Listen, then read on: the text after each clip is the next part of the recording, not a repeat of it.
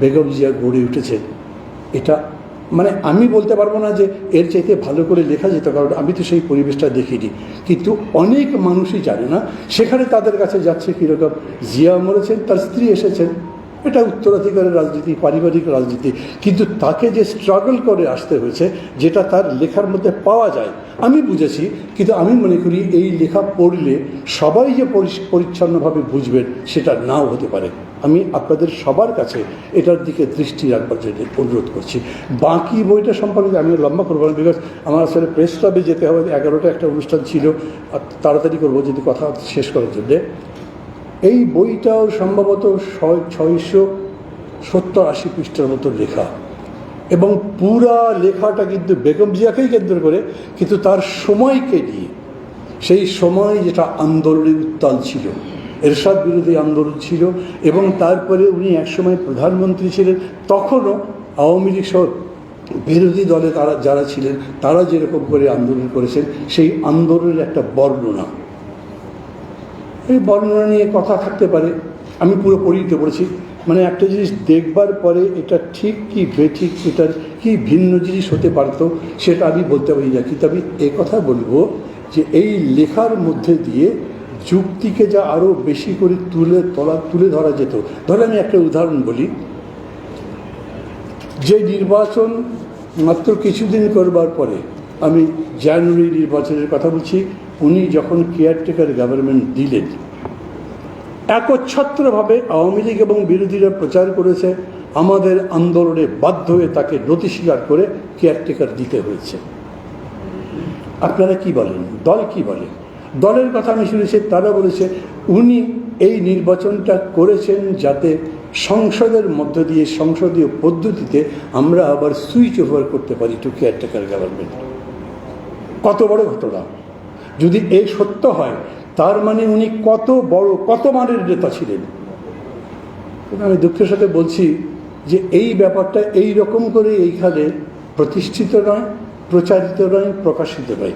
তার লেখার মধ্যেও এরকম মনে হয়েছে। আমি আবার ক্ষমা চাচ্ছি যে খুবই ডিটেল পড়লে হয়তো আমি ভালো করে বলতে পারতাম, কিন্তু যেটুকু দেখছি তাতে আমার মনে হচ্ছে যে এই রকম করে ব্যাখ্যা দিই না। তার মধ্যে বলা হচ্ছে বিরোধী দল একেবারে পঙ্গু করে দিয়েছিল, সব কিছু সংসদ থেকে বেরিয়ে গেছিল, সব কিছু আন্দোলন করছিল, সব কিছু বন্ধ করে দিচ্ছিল। আর শেখ হাসিনা তো তখন বলেছিলেনই যে একদিনের জন্য শান্তিতে থাকতে দেব না, এবং সেই কাজ তিনি করেছেনও। কিন্তু তার বিপক্ষে আমার ন্যারেটিভটা কি? আমি কি ওর দাবির কাছে নথি স্বীকার করলাম? ধরেন আজকের পরিস্থিতিতে দাঁড়িয়ে যদি বলি, আজ শেখ হাসিনা যেরকম আচরণ করছেন, সেই আচরণের 10 ভাগের 1 ভাগও যদি করতেন, তাহলে আওয়ামী লীগ দাঁড়াতে পারত? আপনাদের মনে হয় এরকম যে আওয়ামী লীগ একটা বিরাট আন্দোলনের পার্টি, আন্দোলন করতে জানে কেবল আওয়ামী লীগ, বিএনপি আন্দোলন করতে জানে না? এই কথা কি মেনে নিচ্ছেন, নাকি মনে করছেন? আমি মনে করি ব্যক্তিগতভাবে, আমার কথা বলি, আওয়ামী লীগ এমনকি 6 দফা দেবার পরেও আওয়ামী লীগ তো আন্দোলনটা করেনি, আন্দোলন করেছিল ছাত্ররা, 11 দফার আন্দোলন, তার মধ্যে 1 দফা 6 দফা হিসেবে পুরোটা ঢুকে নিয়ে যে আন্দোলন হয়েছিল, সেই আন্দোলনে শেখ মুজিব মুক্তি পেয়েছিলেন। আওয়ামী লীগের সেন্ট্রাল কমিটির যতগুলো মেম্বার ছিলেন তার 50% 6 দফা পড়েও দেখেননি।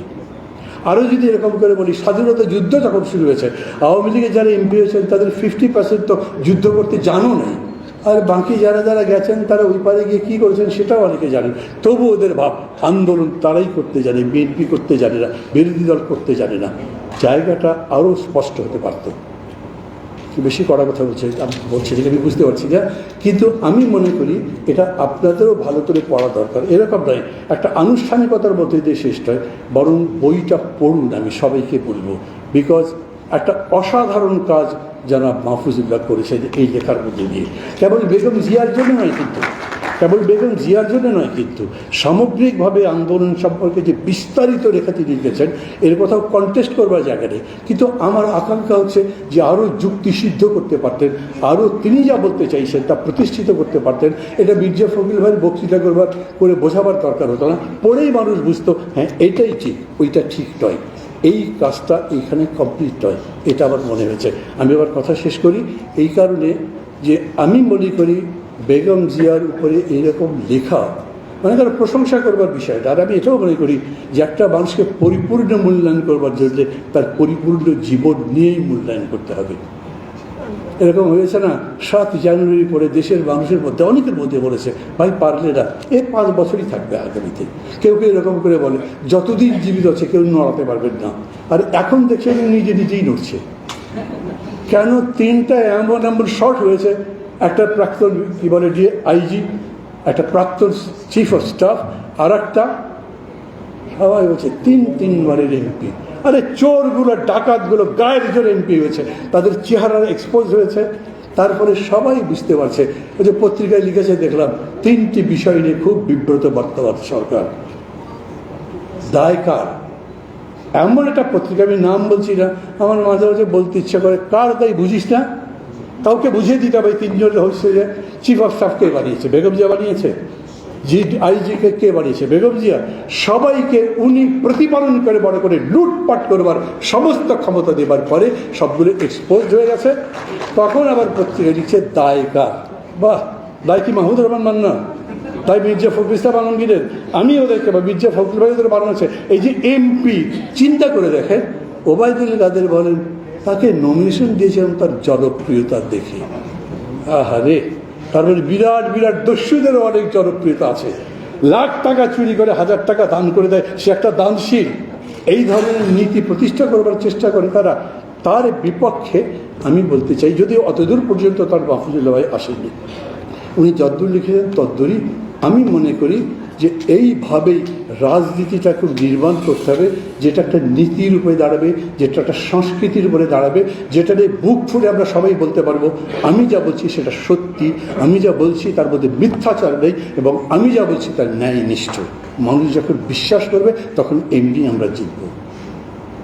অনুবাদক এখানে অবশ্য একটু আগে বক্তৃতা করেছেন।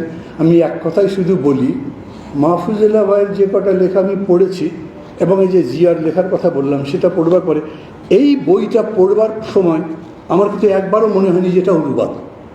আমার মনে হয়েছে এটা মাহফুজুল্লাহ ভাই লিখেছেন। এটা এতই চমৎকার লেগেছে আমার কাছে। বা ইংরেজি থেকে বাংলায় বা যে কোনো ভাষান্তর করার কিন্তু একটা বিরাট সমস্যা আছে, কারণ মানে কোনো ল্যাঙ্গুয়েজের সাথে কোনো ল্যাঙ্গুয়েজের পুরোপুরি তো মেলে না, অর্থাৎ ভাব প্রকাশ করতে গিয়ে অসুবিধা হয়। কিন্তু এই লেখাতে ভাবটাও বুঝতে অসুবিধা হয়নি, তার বক্তব্য যেটা সেটা বুঝতেও অসুবিধা হয়। থ্যাংক ইউ আপনাদের সবাইকে, যেহেতু এতক্ষণ ধরে কথা শুনছি।